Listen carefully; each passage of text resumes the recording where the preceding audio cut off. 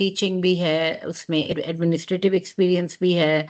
Almost more than 28 years मुझे इस department को, हायर एजुकेशन डिपार्टमेंट में सर्व करते हुए और इसमें मैंने एज सेक्शन ऑफिसर भी काम किया, मैंने एज टीचर भी काम किया, एज रिसर्चर भी काम किया, एज टीचर्स ट्रेनर भी काम किया और एडमिनिस्ट्रेटिव ड्यूटीज भी सर्व की, सरंजाम दी।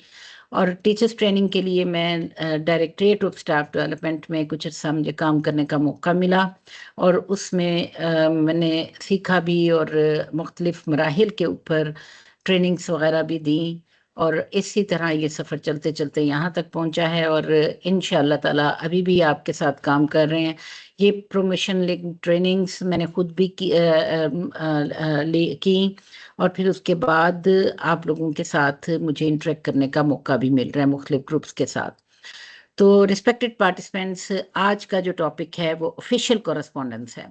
तो इसके मुतल्लिक जानने के लिए अब हम अपनी नेक्स्ट स्लाइड की तरफ चले जाते हैं।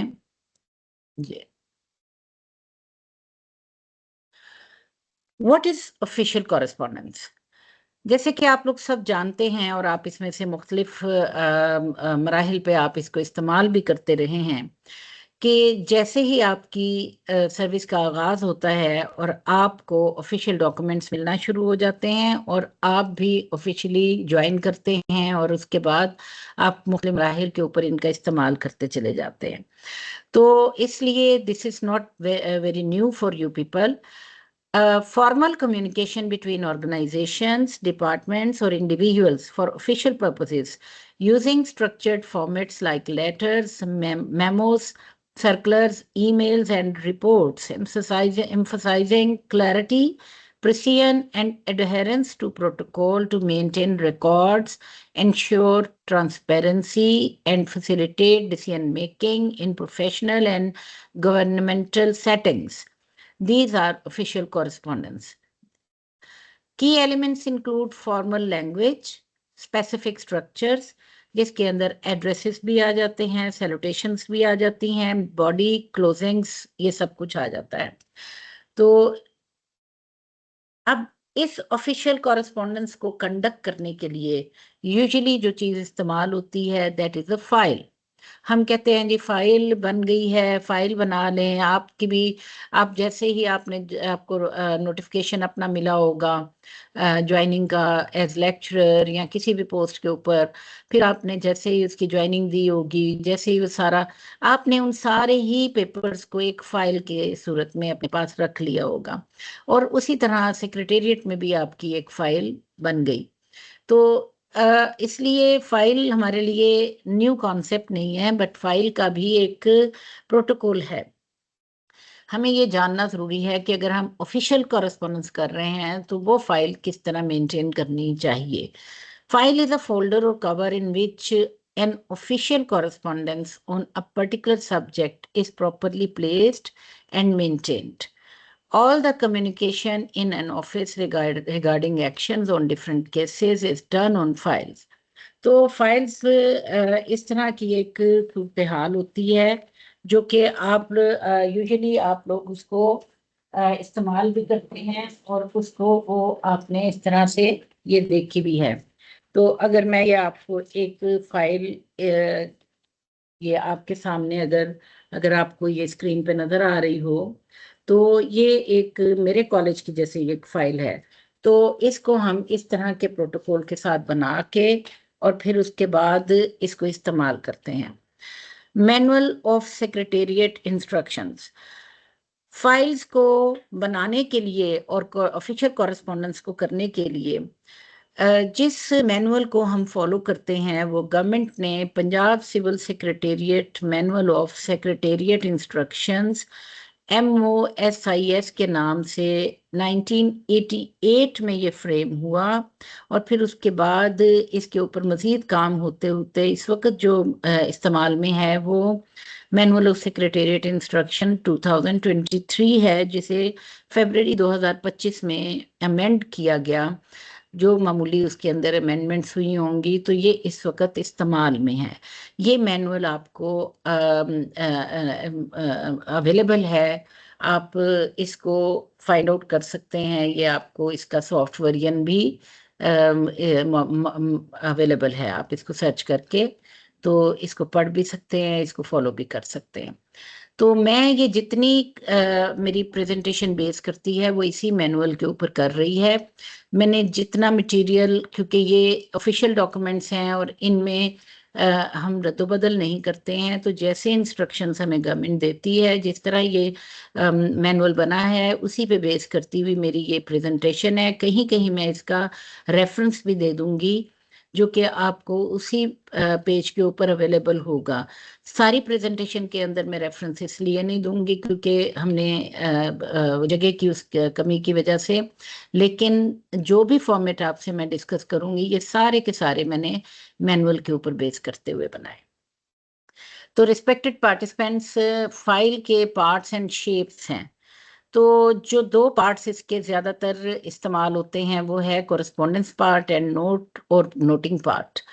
तो कोरस्पॉन्डेंस पार्ट, जैसे कि नाम से ही जाहिर है कि जो कोरस्पॉन्डेंस, जो लेटर या जो एप्लीकेशन वसूल होती है, दैट इज अ कोरस्पॉन्डेंस। तो उसको उसको correspondence part of the file जो है उसके अंदर प्लेस किया जाता है, और उसके साथ एक नोट या नोटिंग पार्ट वाली फाइल होती है जिसके अंदर नोटिंग शीट्स लगती हैं। नोटिंग शीट्स वाइट पेपर्स भी हो सकते हैं, या स्पेशली जब हम काम करते थे तो उस वक्त तो वो हाशिया उसके ऊपर ड्रॉ करके वो नोटिंग पेजेस अवेलेबल भी होते थे। तो अभी अगर आप वाइट शीट के ऊपर भी अगर आप उसका एक मार्जिन लाइन ड्रॉ करने के बाद उसको नोटिंग के लिए यूज करते हैं, तो that will be placed in noting part या नोटिंग फाइल। तो उसके ऊपर नोट्स लिए जाते हैं अकॉर्डिंग टू द कॉरेस्पॉन्डेंस। तो जो कॉरेस्पॉन्डेंस होती है उसको उसके ऊपर डील किया जाता है, और उसी के ऊपर डिसीजन मेकिंग भी होती है कि अगर अप्रूवल होना है या फॉरवर्ड या डाउनवर्ड मूव होनी है फाइल, तो ऑफिस तक पहुंचाई जानी है, तो वो उसी के ऊपर उसका रिकॉर्ड सारा होता है। कॉरेस्पॉन्डेंस पार्ट में it includes receipts, drafts of letters, and the office copies of the communications made with reference to the case। जो भी केस उसमें स्टार्ट होता है उसके ये तमाम कागज जो रेलेवेंट आते हैं वो कॉरेस्पॉन्डेंस पार्ट के अंदर प्लेस किए जाते हैं। For the correspondence part of the file, the thick cardboard covers bearing two punched holes shall be used। जैसे कि मैंने आपको ये फाइल दिखाई कि इस तरह के for the noting file, the thinner folded file covers shall be used। So the subject and number shall be written on both the file covers or typed on slips and pasted on them। All pages of the correspondence part of the file should be serially numbered। यानी जो pages आप इसके अंदर आप लगाएंगे अपनी correspondence file के ऊपर, तो क्या होगा कि उन पेजेस को आपने यहाँ से तो वो पंच होने के बाद फाइल में लग जाएंगे, तो इस साइड के ऊपर पेज के इस कॉर्नर के ऊपर आप पेज नंबरिंग करते हैं। सबसे पहले पेपर नंबर 1, और फिर इसको जब आप फोल्ड करते हैं तो इसकी बैक साइड पे इधर आप नंबर 2 लिखते हैं ताकि आपको वो नंबर आसानी से देख सके। इसी तरह ये सीरियली नंबर्ड हो जाती है फाइल। और द ऑड नंबर, जो इसका ऑड नंबर है वो आपके सबसे पहले पेज के ऊपर आ गया, top corner of the page, right hand top corner. और जब आप उसको पलटते हैं तो उसकी बैक साइड पे वो इवन नंबर आ जाएगा जो कि लेफ्ट हैंड टॉप कॉर्नर के ऊपर हो जाएगा। इसी तरह हर पेज की नंबरिंग होती चली जाएगी और आप आसानी के साथ उसको प्लेस कर सकेंगे। The number should be written clearly and legibly, and if numbers has to be changed due to the error, the original serial number should not be crossed or overwritten, but simply scored out। आपने उसके ऊपर फर्ज करें कोई गलती हो गई है या आपको पेपर चेंज करना पड़ा है या कुछ, तो आपने उसके ऊपर एक हल्की सी लाइन ड्रॉ करके और नया नंबर लिख देना है। तो इस तरह, क्योंकि ये इसका कोई मकसद है ये नंबरिंग करने का, ताकि आपके पेजेस नंबर वाइज उसके अंदर लिखे हुए हों और किसी भी वक्त किसी भी मकसद के लिए उसको हमने वहां से उसका नंबरिंग को खराब किया है या किसी ने, तो वो एविडेंट हो जाए। The correspondence part shall be arranged strictly in chronological order from left to right and shall be firmly laced through the punched holes of the hard file covers. The latest communication on which action is being taken shall also be placed on the correspondence file at the end and page numbered. जो आपकी latest page number 1 से आपका case start हुआ, अब फर्ज करें कि 25 number page तक वो सारी कॉरेस्पॉन्डेंस चली है, तो जो आखिर वाला पेज है वहां पे आपकी लेटेस्ट कॉरेस्पॉन्डेंस आ जाएगी। It may also be flagged with a PUC, paper under consideration label, and referred to in the file, a note file as PUC at page आगे उसके ये वो डाल के डैश, तो आप उसके आगे पेज नंबर लिख देते हैं कि किस पेज के ऊपर ये प्लेस्ड है, और इसको ओब्लिक डाल के फिर आप सी डालते हैं। इसका मतलब है कि मिसाल के तौर पे यहाँ पे अगर 9 लिखा है, तो इसको पढ़ने से नोटिंग पेज में पता चल जाएगा कि पीयूसी वाली जो फाइल है, कॉरेस्पॉन्डेंस फाइल है, उसके पेज नंबर 9 के ऊपर ये वाला कागज मौजूद है।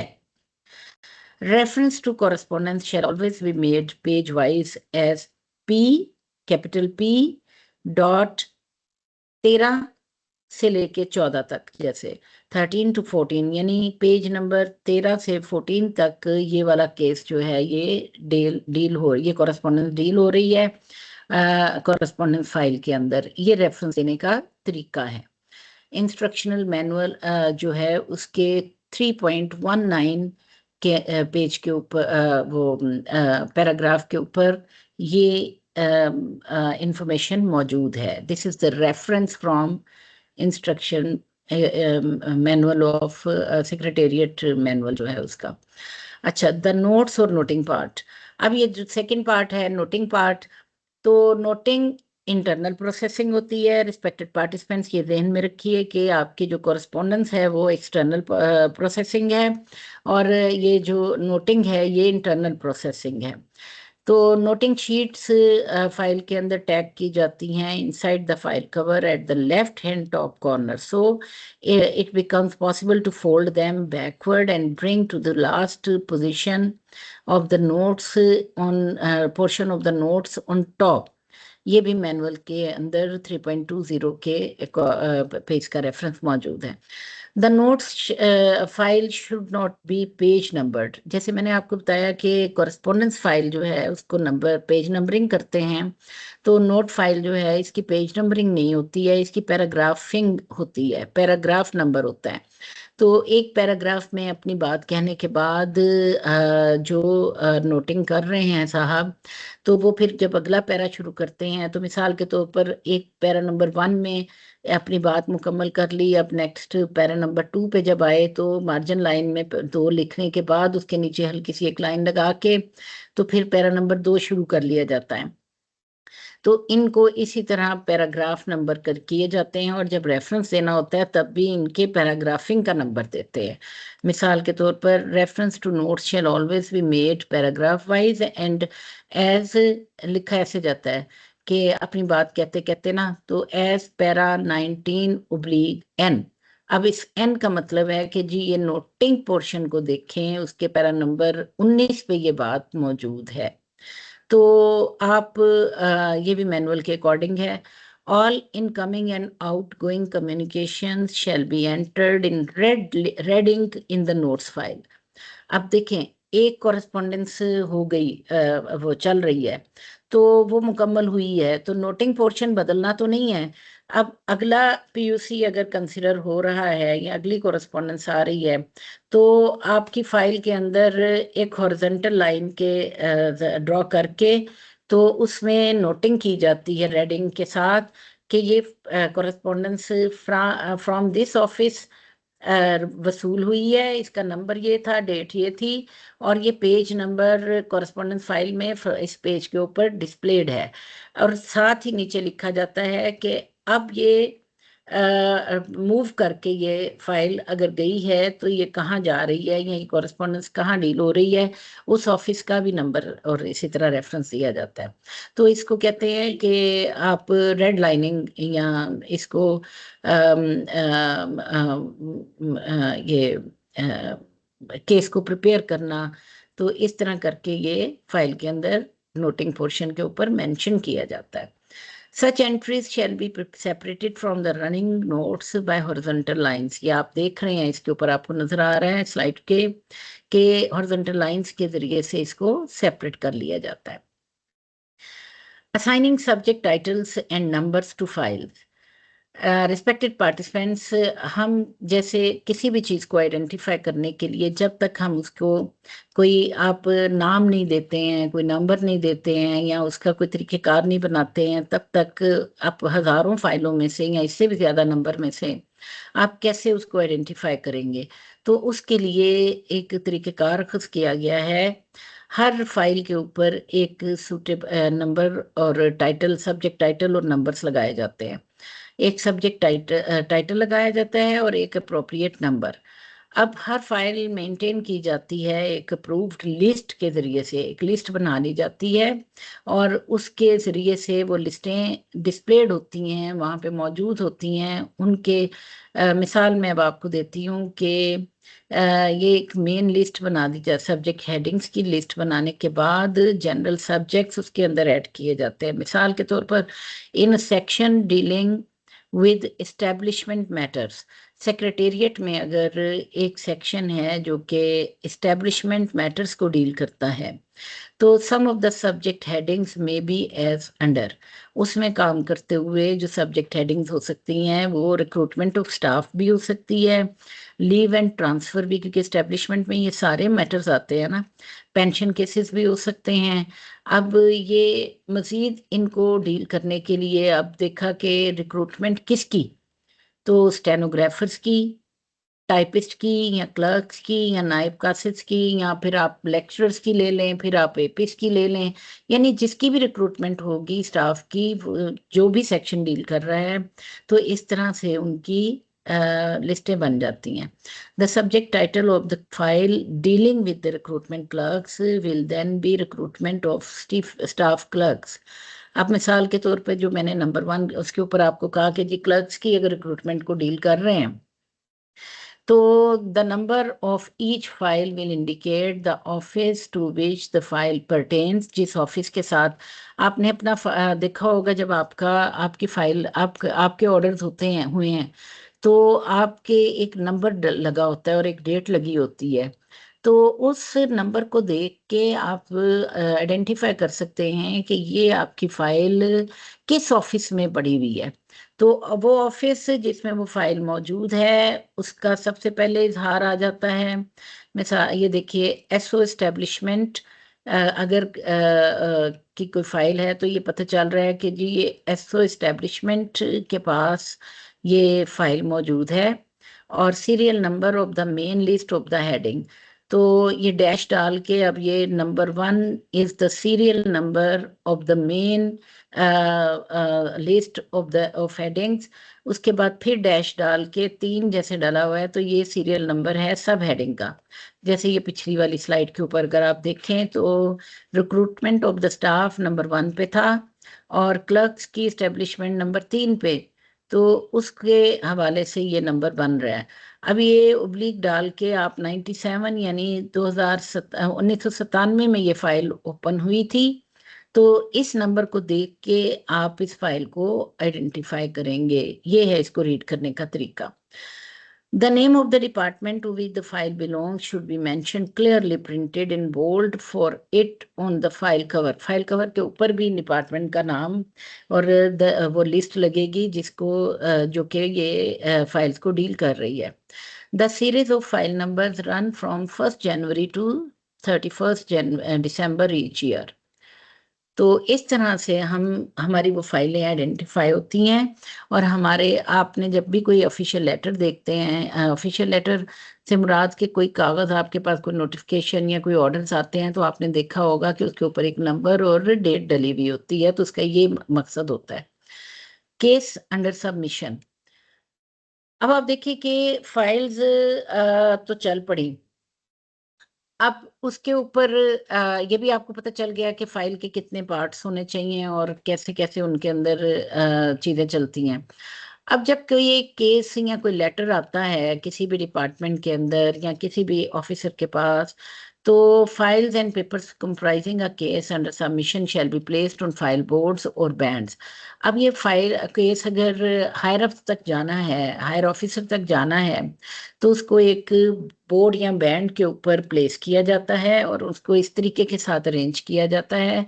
सबसे ऊपर नोट्स ऑन द केस होते हैं। The last portion of the note with the signature of the officer submitting the notes facing towards। तो वो नोटिंग पोर्शन का भी वो वाला हिस्सा जिसके ऊपर फोल्ड करने के बाद वो सबसे ऊपर रखा जाता है, जो कि ऑफिसर से तक हम पहुंचाना चाह रहे हैं, तो ताकि उसको कम से कम वक्त में वो उस केस को अच्छी तरह से पढ़ सके। ड्राफ्ट फॉर अप्रूवल अगर कोई है, DFA, DFA is the abbreviation of draft for approval. ये रेलेवेंट ऑफिसर बनाने के बाद प्लेस करता है, इसके ऊपर एक फ्लैग लगा देता है कि जी इस सारे केस को गो थ्रू करने के बाद और उसके ऊपर स्टडी करने के बाद, वर्किंग करने के बाद ये ड्राफ्ट बनाया गया है। अगर आप इसको पढ़ने के बाद अप्रूव करते हैं तो फिर हम इसे इशू कर देंगे। अब वो जो कॉम्पिटेंट अथॉरिटी है जब उसको पढ़ती है, तो पढ़ने के बाद ये उनकी सवाबदीद है कि वो उसको सुटेबल करार देते हुए अप्रूव कर देते हैं। तो फिर वो इसी तरह डाउन मूवमेंट के जरिए से वो नीचे आते आते इशू हो जाएगा। और अगर कॉम्पिटेंट अथॉरिटी उसके अंदर कोई अमेंडमेंट करती हैं या उसको दोबारा उसके अंदर अपनी कोई राय देती हैं, तो फिर उस राय के मुताबिक उसके ऊपर फंक्शनिंग होती है। correspondence file with the PUC fixed at the end and page numbered। correspondence file जो है वो उस PUC को फिक्स करने के बाद वो उसके नीचे आ जाती है।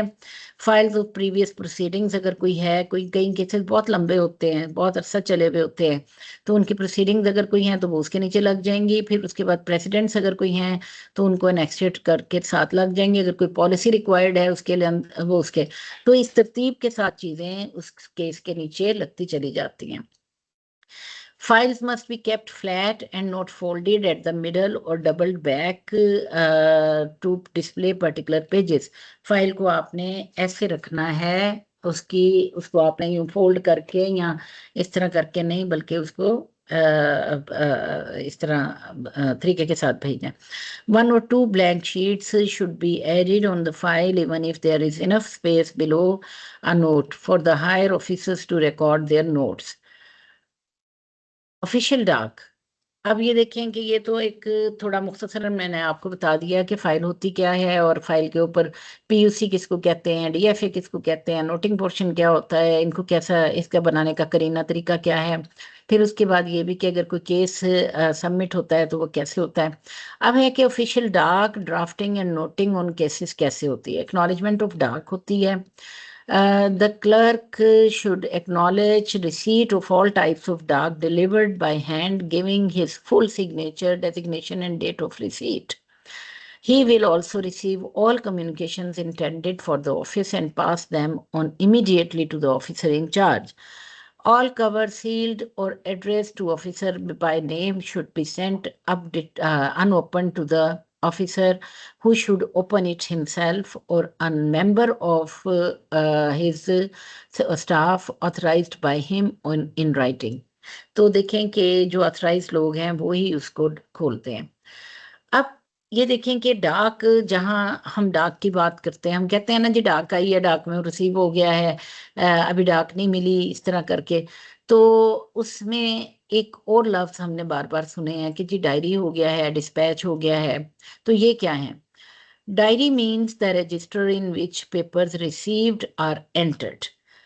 एक डायरी रजिस्टर बनाया जाता है जिसके अंदर जो भी हमारे पास कॉरेस्पॉन्डेंस आती है किसी ऑफिस में, वो उसके अंदर एंटर की जाती है।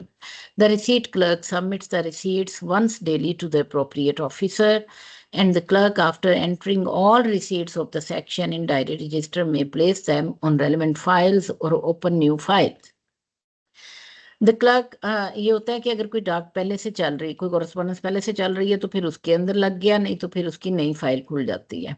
The clerk shall affix the section और college stamp on each receipt and enter them in a section diary on the same day they are received in the college or section. At the same time, enter the diary number of each receipt in the space provided for it in the section stamp. वो आगे मैं आपको दिखाती हूँ कि section stamp कैसे होती है।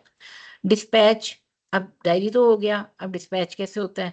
The superintendent shall ensure the letters which are actually dispatched on the same day. होता ये है कि जिस वक्त कोई ड्राफ्ट रेडी हो गया और साइन हो गया तो उसने फिर वहाँ से उस ऑफिस से डिस्पैच होना है, तो वो डिस्पैच रजिस्टर जो है उसके अंदर भी उसकी एंट्री वगैरह करके और उसको उसी दिन या अगले दिन सुबह उसको डिस्पैच कर दिया जाता है। उसके साथ ऑफिस कॉपीज जो बनी हैं उनको सेक्शन में वापस भिजवा दिया जाता है, वो ऑफिस कॉपीज फाइलों के अंदर लग जाती हैं। The dark to be sent out by the post by post should be entered in a separate register, and the entries should show the reference number, particular of the addresses and the amount of stamp affixed on each letter. तो देखें कि ये सारा कुछ ये process होने के बाद कोई डाक निकलती है। अब ये मैंने जैसे आपको पिछली स्लाइड पे बताया कि section and college stamp for diary कैसे होती है। उसमें डिपार्टमेंट का नाम लिखा जाता है, सेक्शन ऑफिसर का या किसी भी ऑफिस का, सेक्शन का या ऑफिस का नाम, फिर डायरी नंबर और डेट। और डायरी रजिस्टर इस तरह से बना हुआ होता है जिसके अंदर name and number and date of the document होता है, फ्रॉम किस ऑफिस से ये कहाँ से आया उसका नंबर, और कहाँ जा रहा है उसका नंबर। तो डेट वगैरह डलने से ये हमें पता चलता है कि कब ये खत यहाँ से निकल गया था, यहाँ आया था। अब ये रिस्पेक्टेड पार्टिसिपेंट, थोड़ा सा मैं आपको बताना चाहूँगी कि ऑफिस रिकॉर्ड क्या क्या चीज़ों पे कंप्राइज करता है, कौन कौन से रजिस्टर्स हमें दफ्तरों में बनाने पड़ते हैं, कॉलेजों में बनाने पड़ते हैं, क्योंकि हमारा ज़्यादा वास्ता कॉलेजेस के साथ है। अगर हम मुख्तलिफ दफ्तरों में काम करें तो भी डीलिंग तो होती है, लेकिन जो दफ्तर के कॉलेज के अंदर जो ज़रूरी है उनमें कैश बुक है, मीटिंग रिकॉर्ड्स हैं, पर्सनल फाइल्स हैं, पोस्टेज स्टैम्प रजिस्टर है, लॉग बुक्स हैं, व्हीकल्स के लिए एग्जामिनेशन रजिस्टर्स हैं, स्टॉक रजिस्टर है, प्रॉपर्टी रजिस्टर्स हैं, कंडक्ट एंड डिसिप्लिन रजिस्टर हैं, कंटिजेंट रजिस्टर हैं, कैजुअल लीव अकाउंट रजिस्टर हैं, लाइब्रेरी बुक्स इशू रजिस्टर हैं, अटेंडेंस रजिस्टर्स हैं, डायरी एंड डिस्पैच रजिस्टर्स हैं, एडमिशन एंड विड्रॉल रजिस्टर्स हैं, विजिटर्स बुक्स हैं। तो ये सारी इस तरह की और भी कई हैं, लेकिन ये इस तरह हमारी ये रिकॉर्ड्स मेंटेन करने होते हैं। अब कितना अर्सा कोई रिकॉर्ड मेंटेन करना चाहिए, इसके बारे में भी जो मैनुअल हमें गाइड कर रहा है उसके according annual repair to building अगर है तो 2 साल तक, लाइब्रेरी बुक्स इशू रजिस्टर है तो वो 2 साल तक, फिर statement of fees release and credited government वो 5 साल तक, रस्टिकेशन ऑफ स्टूडेंट है तो वो 5 साल तक, ट्रेवलिंग अलाउंस है तो 3 साल तक, एग्जाम रिजल्ट्स हैं तो 3 साल तक, रजिस्टर्स ऑफ पोस्टेज स्टैम्प है तो वो 3 साल तक, हाउस एग्जामिनेशन रिजल्ट्स हैं तो 2 साल तक, अटेंडेंस रजिस्टर्स हैं तो वो 5 साल तक, विजिटर बुक्स हैं तो वो 5 साल तक, कैजुअल लीव केसेस हैं तो वो 1 साल तक, स्टेशनरी रजिस्टर्स हैं तो वो 3 साल, आफ्टर ऑडिट के अगर ऑडिट हो जाता है तो उसके 3 साल तक। तो ये एक आपको मैंने थोड़ी सी फंक्शन बताया कि कैसे डिपार्टमेंट्स फंक्शन करते हैं, काम करते हैं। तो मज़ीद भी बहुत सी चीज़ें हैं, लेकिन ये बेसिक्स आपके साथ मैंने शेयर की। अब रिस्पेक्टेड पार्टिसिपेंट्स, जब हम कॉरेस्पॉन्डेंस करते हैं तो सिर्फ हमने यही नहीं सीखना, यही नहीं जानना कि हमने ये फाइलें कैसे बनी और कैसे, हमें ये भी मालूम होना चाहिए कि हमने अपना जो पॉइंट ऑफ व्यू भेज रहे हैं या हम तक पहुंच रहा है वो लेटर्स कैसे हैं, उनका फॉर्मेट क्या है होना चाहिए और उनके नाम क्या हैं, ये सब भी। तो फॉर्म्स ऑफ ऑफिशियल कम्युनिकेशन जो कि हमें मैनुअल बताता है, उसके अंदर एक ऑफिशियल लेटर है, एक ऑफिस मेमोरेंडम है, एक अनऑफिशियल रेफरेंस और यूए लेटर है, ऑफिस ऑर्डर है, डेमी ऑफिशियल लेटर है, एंडोर्समेंट है, और इसमें एप्लीकेशंस भी आ जाती हैं। तो ये मैं पहले आपको इसके बारे में थोड़ी सी तफसील बताने के बाद फिर आपको इनके फॉर्मेट्स भी, बल्कि साथ साथ फॉर्मेट्स भी बताती चली जाऊंगी। तो फॉर्म्स ऑफ ऑफिशियल कम्युनिकेशन, हम आमतौर पे जब रिस्पेक्टेड पार्टिसिपेंट्स बात करते हैं, जैसे मैं भी अपनी कम्युनिकेशन में, कि ऑफिशियल लेटर, तो हम हर कागज़ को ऑफिशियल लेटर करार दे देते हैं। तो नो डाउट जो ऑफिसेज हमारे साथ डील कर रहे हैं तो वो ऑफिशियल कॉरेस्पॉन्डेंस ही होती है, लेकिन हर लेटर ऑफिशियल लेटर नहीं होता है। Official letter is not to be used for correspondence between different departments of the Secretariat. It is used for correspondence with the federal government, other provincial governments, Pakistan missions abroad, या foreign missions in Pakistan, और high court और या public bodies and individuals। तो जो ये हम correspondence करते हैं ना अपने कॉलेज के अंदर, या हम अपने सेक्रेटेरिएट ऑफिसेज के अंदर, या अपने डायरेक्टरेट के अंदर और डीपीआई ऑफिस के अंदर, तो ये इनका इनका ऑफिशियल लेटर नहीं बल्कि इनको ऑफिस मेमोरेंडम कहते हैं। तो हम कभी कभी आपने सुना होगा मेमो आया है, तो ये मेमो रिसीव हुआ है, दैट इज ऑफिस मेमोरेंडम। तो ये जो हम कॉरेस्पॉन्डेंस करते हैं, which is normally used for correspondence with subordinate offices और offices of equal status within the same government, it is also use for the correspondence between different secretariat departments. ये office memorandums हैं, memos. तो इसलिए ये देखें कि हमारी भी एक लर्निंग होती है कि हम अगर आम बंदा बात करेगा वो हर एक को ऑफिस लेटर कह देगा, ऑफिशियल लेटर कह देगा, लेकिन आपको और मुझे पता होना चाहिए कि this is memorandum, this is memo. Unofficial reference और यूए लेटर क्या होता है?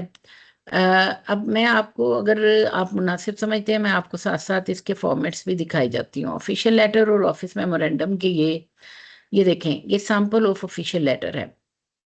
तो इसमें अगर आप नोट करें तो इसमें फ्रॉम भी लिखा हुआ है कि सेंडर कौन है, और टू भी लिखा हुआ है कि एड्रेस एड्रेस किसको किया गया है। ऊपर लेटर हेड है, नंबर ऑफ द लेटर है, फिर उसके बाद टेलीफोन नंबर, लेटर हेड के ऊपर सारा लिखा हुआ है कि गवर्नमेंट ऑफ द पंजाब है। फिर उसके बाद ये सारा डिटेल पे सब्जेक्ट, और आगे ये सारी सैल्यूटेशन आ गई और पूरी बॉडी और सारा। उसके बाद इसको कैसे क्लोज करना है। तो ये एक प्रोसीजर है ऑफिशियल लेटर का।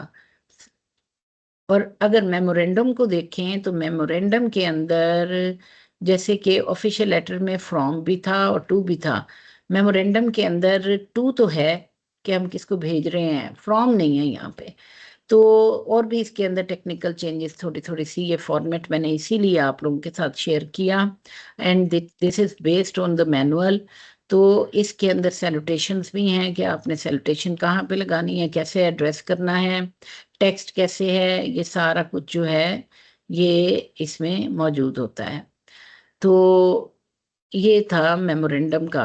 अच्छा, अब अनऑफिशियल रेफरेंस और यूओ लेटर क्या होता है? तो इसका respected participants, this is an unofficial reference is normally used for making interdepartmental references, particularly when files are sent to other departments for information or advice। अगर एक डिपार्टमेंट चाहता है कि वो किसी दूसरे डिपार्टमेंट से कोई इंफॉर्मेशन या एडवाइस ले ले, तो वो यूओ लेटर भेजता है, अनऑफिशियल रेफरेंस। इसका फॉर्मेट जो है वो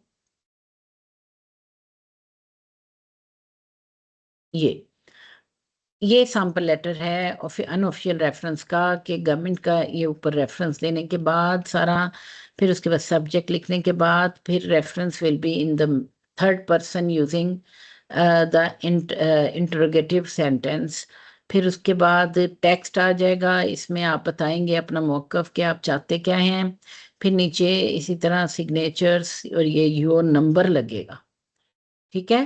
तो this is the format of your letter. इसके साथ आप जो भी कॉरेस्पॉन्डेंस भेजना चाहें वो साथ जा सकती है। फिर है ऑफिस ऑर्डर। ऑफिस ऑर्डर तो रिस्पेक्टेड पार्टिसिपेंट्स आप लोगों ने बहुत दफ़ा सुना होगा, आपने रिसीव भी किए होंगे।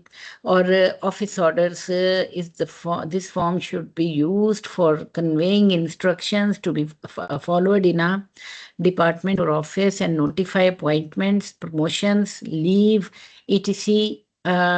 Of subordinate staff. तो ये देखें कि मेरा दफ्तर भी इशू कर देता है, आपका सेक्रेटेरिएट भी इशू करता है, आपके जो उसके सेक्रेटेरिएट के बाद आने वाली जो लोअर फॉर्मेशंस हैं वो भी भिजवाती हैं। तो ऑफिस ऑर्डर इस तरह का एक फॉर्मेट होता है जो कि हमें रिसीव होता है।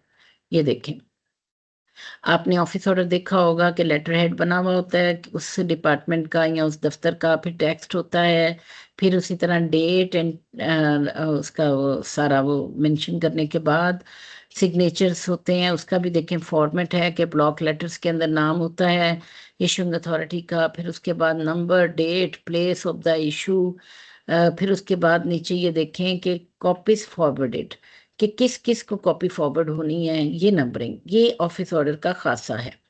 तो उसके बाद सिग्नेचर्स नीचे भी एक जैसे ऊपर हैं, उसके बाद ये नीचे भी हैं। और ये इंडोर्सिंग अथॉरिटी एंड डेजिग्नेशन, ये उसका नीचे आ जाता है। ऊपर तो इशूइंग अथॉरिटी के आ जाते हैं, नीचे इंडोर्सिंग अथॉरिटी के आ जाते हैं। तो इस तरह ये एक ऑफिस ऑर्डर बनता है जो हमें वसूल होता है। तो रिस्पेक्टेड पार्टिसिपेंट्स, ये मैंने आपको official letter, office memorandum, UO letter और ऑफिस ऑर्डर का बताया। नेक्स्ट एक डेमी ऑफिशियल लेटर होता है। डेमी ऑफिशियल लेटर एक कॉरेस्पॉन्डेंस होती है जो कि बिटवीन गवर्नमेंट ऑफिसर्स होती है when it is desired that a matter should receive the personal attention and it should be answered demi officially, may also be used in cases of extreme secrecy, personal nature, and occasionally in case of great urgency. Salutation के अंदर my dear और dear Mr. and with the subscription yours sincerely इस तरह use हो सकती है, क्योंकि ये आमतौर पे इक्वल रैंक के लोगों के दरमियान या इक्वल स्टेटस के लोगों के दरमियान भी हो रही होती है। तो the name and addresses of the person addressed should be written at the bottom of the letter, beginning from the left margin with a space or two, with one space or two below the writer's signature. तो ये Demi official letter होता है, इसका भी मैं आपको साथ ही दिखा देती हूँ। This is demi official letter. तो ये लेटर हेड के ऊपर डीओ नंबर डलता है और ये सारा कुछ होने के बाद name and designation and telephone number of the sender ऊपर आ जाता है। फिर सब्जेक्ट, फिर ये देखे माय डियर करके या डियर मिस्टर करके इस तरह करके कॉरेस्पॉन्डेंस स्टार्ट हो जाती है। फिर टेक्स्ट अगले में आ जाता है। फिर उसके बाद signatures, name in block letter था के, फिर ये इधर देखें कि आप इस कॉर्नर में कि name, designation and address of the addressee यहाँ पे आ जाता है। तो इस तरह ये एक डेमी ऑफिशियल लेटर बनता है जो कि फौरी तौर पर फौरी नोयत की इंफॉर्मेशन लेने के लिए भी और पर्सनल नेचर की भी और मुख्तलिफ तरह के सीक्रेसी या अर्जेंसी की सूरत में भी हो सकते हैं। अब एंडोर्समेंट्स क्या होती हैं? A copy of a communication is to be forwarded to others in addition to the original addressee. Endorsement should normally be addressed by designation. It should be written in third person and should bear no salutation or subscription except the signature and designation of the officer signing it. ये देखें, अगर मैं endorsement की आपको एक मिसाल बताऊं,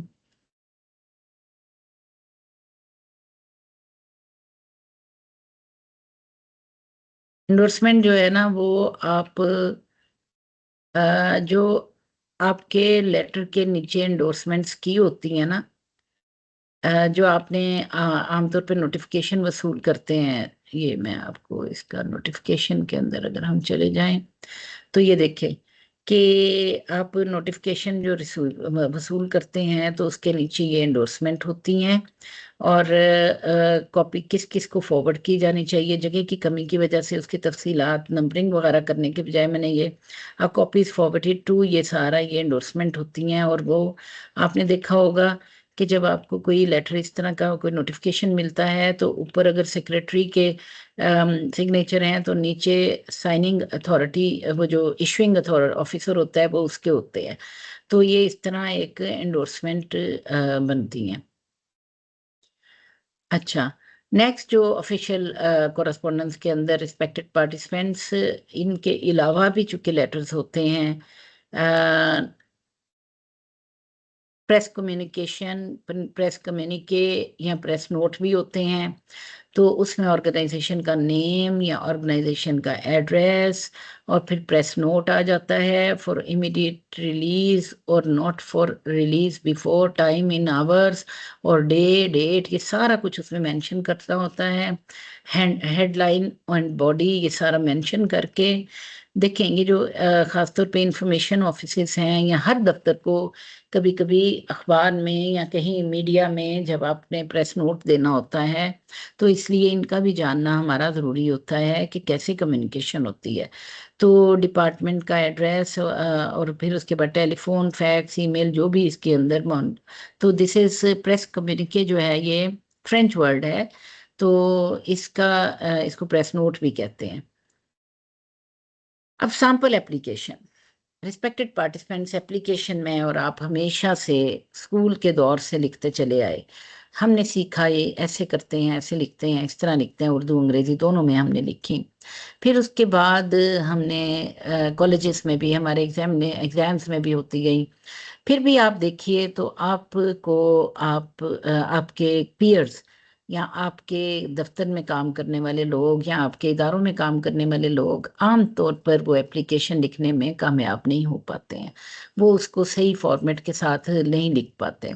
तो जो एक इम्प्रेशन होता है ना एप्लीकेशन का आपके सामने आने पे, अगर अच्छी लिखी हुई और उसका फॉर्मेट ठीक हो तो उसी से आपका आधे से ज़्यादा काम हो जाता है, कि पढ़ने वाले को पता चल जाता है कि ये एक वेल रेड और जानने वाला इंसान है और जो हमारे साथ कम्युनिकेट कर रहा है।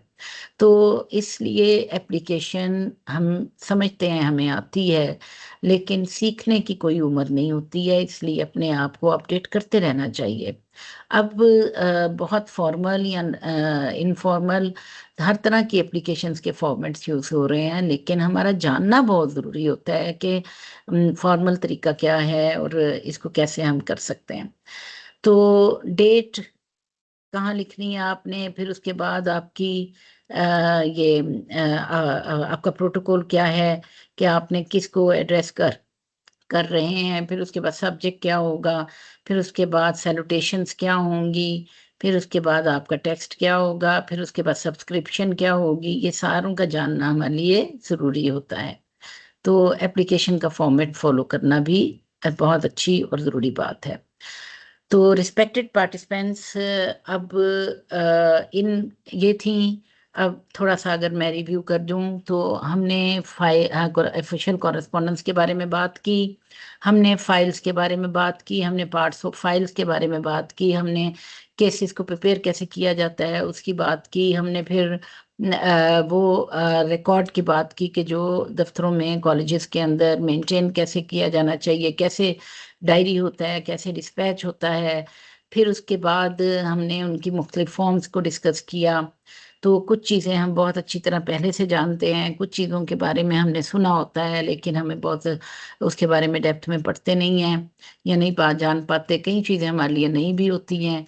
तो ये आप इन सब चीज़ों को आप रिव्यू करें तो आप जो लेटेस्ट, बल्कि बहुत सालों से ही, लेकिन जिसका एम्फसिस जब बहुत ज्यादा बढ़ गया है, तो respected participants that is electronic mails and EFOS system. EFOS क्या है? इलेक्ट्रिक मेल्स का तो आप सबको पता है, हम बहुत सालों से इलेक्ट्रिक मेल्स यूज कर रहे हैं, लेकिन ऑफिशियल कॉरेस्पॉन्डेंस के लिए हम ग्रेजुअली इसकी तरफ आए हैं।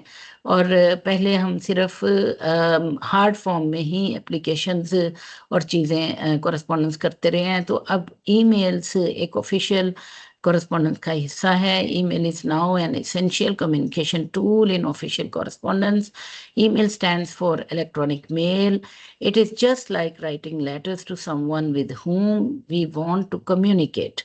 Internet providers use the facility to write and send letters in the form of emails. Normally email जो है वो 2 से 5 सेकंड में डेस्टिनेशन पे पहुंच जाती है। वी कैन सेंड डॉक्यूमेंट्स, हम अटैच कर सकते हैं उसके साथ, और इस तरह से हम कॉरेस्पॉन्डेंस करते हैं। अच्छा, अब एक EFOS, e filing and office automation system, इसके ऊपर रिस्पेक्टेड पार्टिसिपेंट्स काम तो बहुत अरसे से हो रहा, और हमारा PITB इसके साथ इन्वॉल्व है। हमारे गवर्नमेंट के इदारे 1 बाय 1 ईफॉस के ऊपर मुंतकिल होते चले गए। मुझे याद है कि जब मेरा हमारे ये ग्रेड 20 में प्रमोशन हुई, तो वो ईफॉस के ज़रिए से ही वो सारी की सारी चीज़ें चल रही थी। और अब आपने देखा होगा रिस्पेक्टेड पार्टिसिपेंट्स के आपकी ज्वाइनिंग भी इसी तरह मैनुअल, समटाइम्स मैनुअल होती है, लेकिन ज़्यादातर आपकी इलेक्ट्रॉनिक ज्वाइनिंग होती है। और इसी तरह आपकी कॉरेस्पॉन्डेंस भी अब ईफॉस के ज़रिए, और बहुत हमारा education department, higher education department भी ईफॉस के ज़रिए से अपनी कॉरेस्पॉन्डेंस स्टार्ट कर चुका हुआ है, जिसके अंदर हमारे DPI ऑफिस और डायरेक्टर ऑफिस मुख्तलिफ मराहिल पे ट्रेनिंग्स भी दे रहे हैं, और सारा ये टास्क मुकम्मल हो रहा है। तो रिस्पेक्टेड पार्टिसिपेंट्स, ये एक बहुत ही अहम चीज़ है जिसके ऊपर मैंने देखा आपके आउटलाइंस के आपको मुख्तलिफ सेशंस करवाए जा रहे हैं और बताया जा रहा है कि ई फाइलिंग क्या है और ऑफिस ऑटोमेशन सिस्टम क्या है।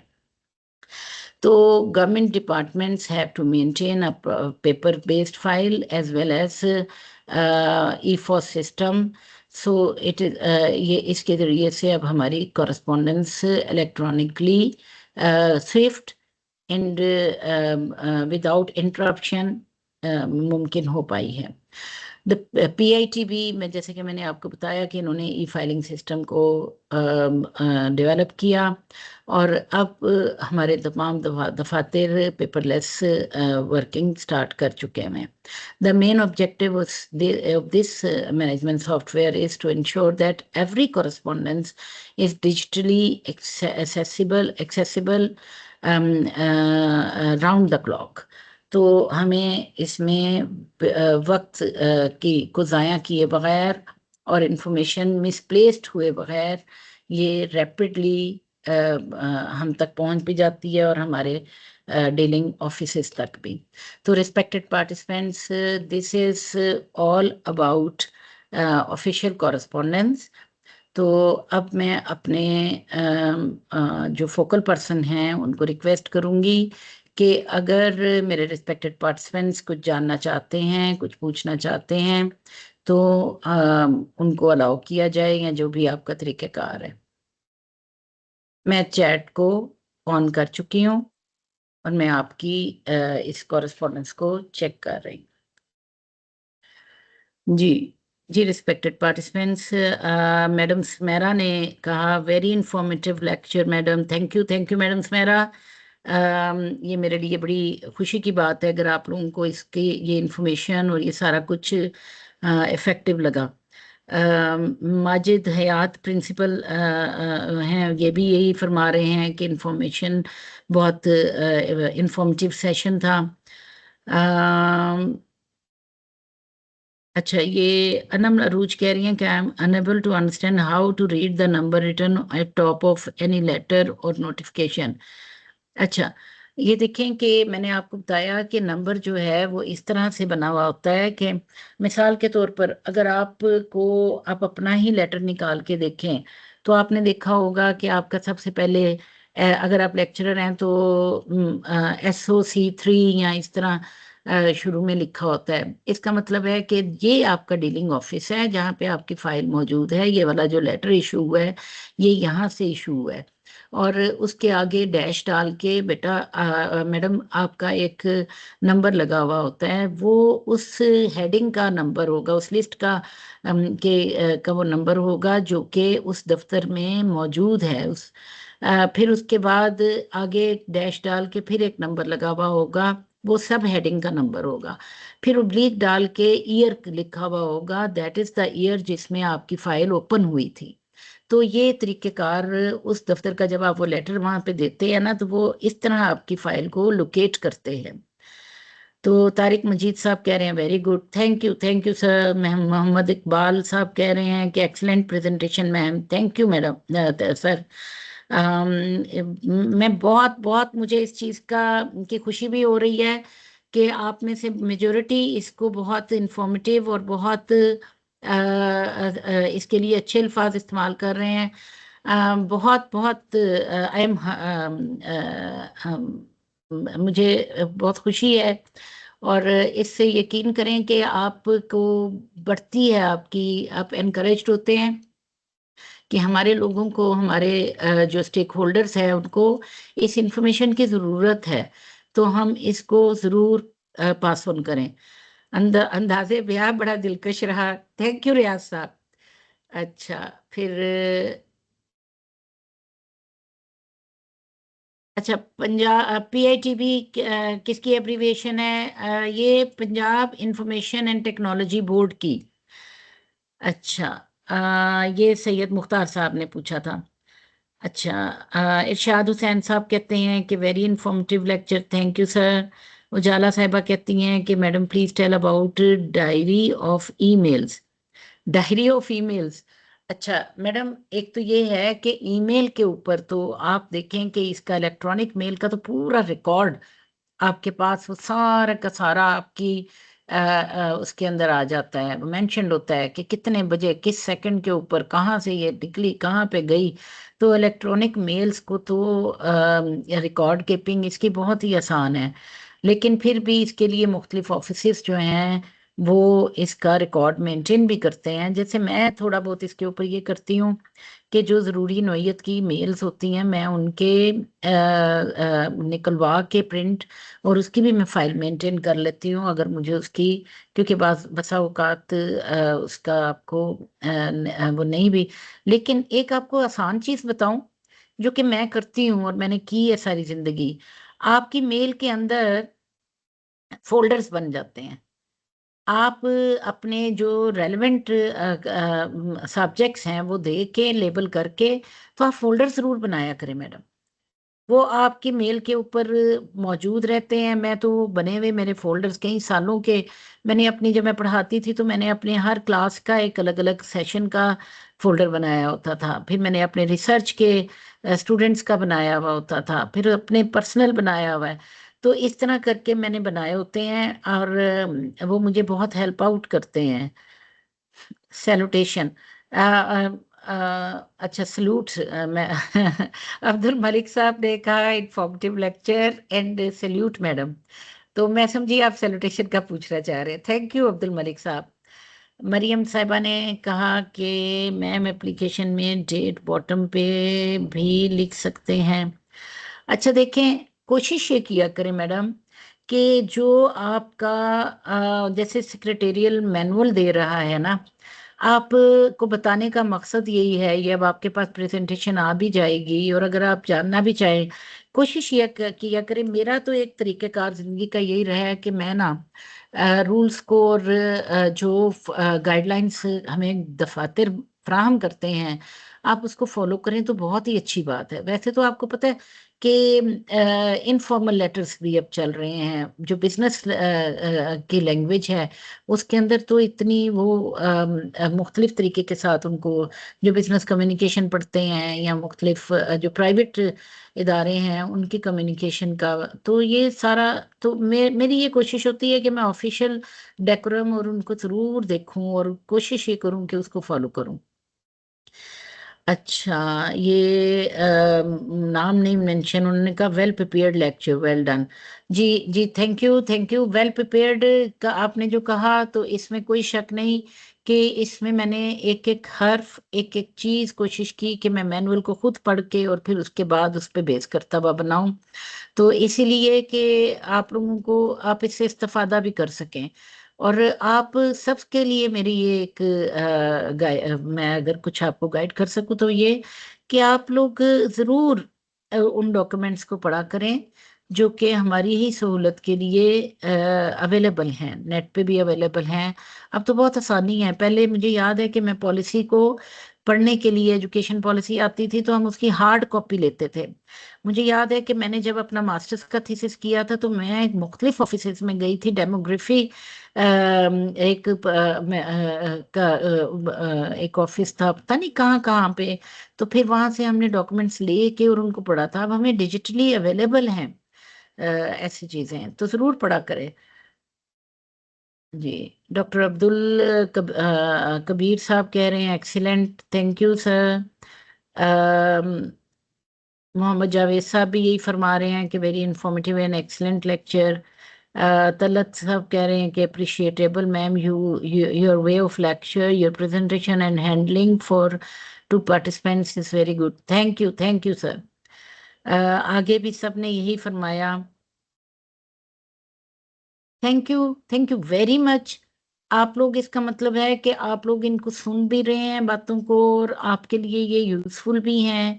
और मैं अपने जिन जिन जो हमारे रेलेवेंट ऑफिस है, जिन्होंने ये आउटलाइंस बनाई हैं, ये टॉपिक्स बनाए हैं, मैं उनकी भी मशहूर हूँ कि उन्होंने इसको अहम समझा और आप लोगों के लिए हमें मुंतखब किया, और हमें हमारे साथ हमारा अपने हमें अपनी टीम के तौर पे ये साथ लेके चले।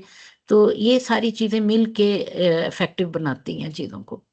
तो और बड़ी सहूलत के साथ देखें, ये हमारे लिए, हमारे कंफर्ट जोन में रहते हुए, अपने दफ्तर के कामों को भी चलाते हुए, हम इसमें आसानी के साथ आपके साथ कम्युनिकेट कर पा रहे हैं। तो थैंक यू, तमाम रेलेवेंट लोगों का बहुत शुक्रिया। तो मैडम, मैडम एमन, इट्स टाइम। तो अगर आप चाहते हैं कि मैं इसको कंटिन्यू रखूं तो मैं कंटिन्यू रखती हूँ, और अगर आप कहते हैं तो मैं इसको वाइंड अप कर देती हूँ, क्योंकि 1:15 हुआ चाहते हैं। जी मैडम एमन। Yes ma'am. जी आप जो है वो कंटिन्यू रखना चाहती हैं, 2-3 मिनट तो रख सकती हैं। जी जरूर, जी जरूर जरूर। मुझे मुझे तो मजा आ रहा है कि मेरे तमाम पार्टिसिपेंट जो है ना, वो बहुत बहुत अच्छी फीडबैक दे रहे हैं। तो अगर कुछ पूछना भी चाहते हैं तो मोस्ट वेलकम। कुछ भी जानना चाहते हैं इस हवाले से, अगर मुझे मेरे इल्म में होगा तो मैं जरूर आप लोगों को उसमें कर सकती हूँ। तो मैडम सुमेरा और मैडम सहरेश, इन्होंने ये कहा कि इंफॉर्मेटिव सेशन है। अंबर अयूब साहिबा कह रही हैं जबरदस्त lecture, thank you so much. Tauseef Hanif साहब कह रहे हैं कि टेस्ट का भी बता दें। देखिए, टेस्ट जो है ना, वो मैंने तो नहीं, वो आपकी एडमिनिस्ट्रेशन ने जो इसको डील कर रहे हैं उन्होंने आपको बताना है कब होगा, कैसे होगा। लेकिन मैं आपको एक बात बताऊं कि आपने अगर इसको लेक्चर को सुना है गौर के साथ, जैसे कि मुझे लग रहा है, आपकी चैट से एविडेंट है, तो देर इज नथिंग जो कि आपको टेस्ट के वक्त नहीं आएगा। एक असूल बना लें जिंदगी का, जो मैंने सीखा कि, क्योंकि मेरी पीएचडी साइंस एजुकेशन में है, और मैं इसको एज अ सब्जेक्ट जानती भी हूँ इन चीज़ों को। डेफिनेशन जरूर याद किया करें। डेफिनेशन याद करने से आप इस काबिल हो जाते हैं कि आपको अगर कोई सब्जेक्टिव टाइप क्वेश्चन भी आता है तो आप उसको डील कर सकते हैं। अगर आपको डेफिनेशंस आती हैं तो आप अपना स्टार्ट क्वेश्चन का उस डेफिनेशन से कर लेते हैं, तो उससे आप इस काबिल हो जाते हैं कि उसको एलेबरेट कर सकें। तो रिस्पेक्टेड पार्टिसिपेंट्स, अगर मुझे मौका मिला कभी तो मैं लर्निंग स्ट्रेटजीज पे भी बात करना चाहूँगी। और आप देखिए कि ये लर्निंग और टीचिंग स्ट्रेटजीज जो हैं, ये टैक्टिक्स, ये इसके ऊपर दुनिया में बहुत से बड़े बड़े प्रोफेसरों ने, बहुत से इदारों ने बहुत रिसर्च वर्क करने के बाद ये चीज़ें हमारे सामने लेकर आए हैं। और माहा इलियास साहिबा बता रही हैं, वेरी गुड टिप मैम। माहा Maha is my colleague in this college. Wish you all the best बेटा। और ये वाकई ये बड़ी अहम टिप्स हैं। तो ये आप इनको अगर फॉलो करें तो बेटा, ये रिस्पेक्टेड पार्टिसिपेंट्स, आप लोग नोट टेकिंग कर लें।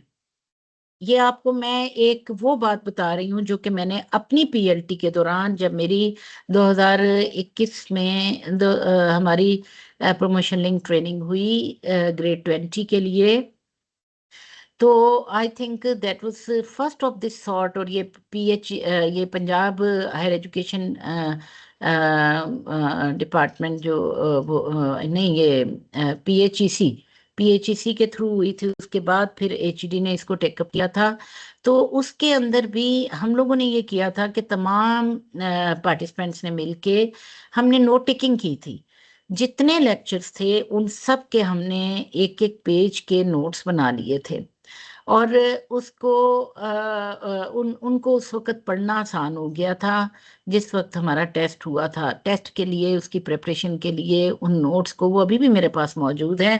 और बिलीव यू मी कि वो मुझे काम आते हैं। जिस वक्त मैं कोई भी चीज़ का प्रैक्टिकली मैं जानना चाहती हूँ कि इसको मैंने कैसे करना है, तो मैं वो वाले नोट्स जो हैं उनकी मदद से अपना काम उसको करती हूँ। तो आप लोग नोट टेकिंग जरूर कीजिए। एक एक पेज के आप नोट्स बना सकते हैं। तो उसके अंदर सिर्फ अहम बातें आप पॉइंट आउट नोट करें। आप यकीन करें कि ये आपका काम आपके लिए बहुत सहल हो जाएगा, क्योंकि 25-25 स्लाइड्स भी पढ़नी पड़े। हमारी उस वक्त बहुत ज़्यादा स्लाइड्स थी, लेकिन ये भी एक बहुत ही अहसन कदम है हमारे डीपीआई ऑफिस का, एचडी का, और ये डायरेक्टरेट ऑफिस का, जो भी टीम इन्वॉल्व है, कि इन्होंने नंबर ऑफ स्लाइड्स को महदूद किया है और एक फॉर्मेट दिया है। तो इसकी वजह से ये हमें आप लोगों को इसको सम अप करना आसान हो जाएगा। तो रिस्पेक्टेड पार्टिसिपेंट्स, ये आपके लिए टिप है फॉर योर एग्जाम कि आप नोट टेकिंग कीजिए, नोट्स बनाइए। और उसके लिए आप ये भी कर सकते हैं कि ग्रुप वर्क भी ग्रुप में आप बना सकते हैं, एक दूसरे के साथ शेयर कर सकते हैं। तो ये बहुत इफेक्टिव स्ट्रेटजीज हैं। अपने स्टूडेंट्स को भी बताया करें कि हाउ टू टेक नोट्स, और टाइम मैनेजमेंट कैसे करनी है, और ये सारा कुछ, दीज आर द स्ट्रेटजीज।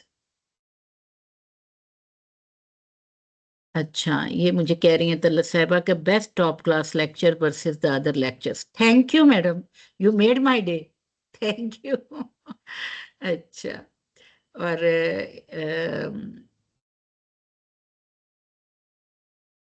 ये जो आप पूछ रही हैं कि एमसीक्यूज होंगे या क्या,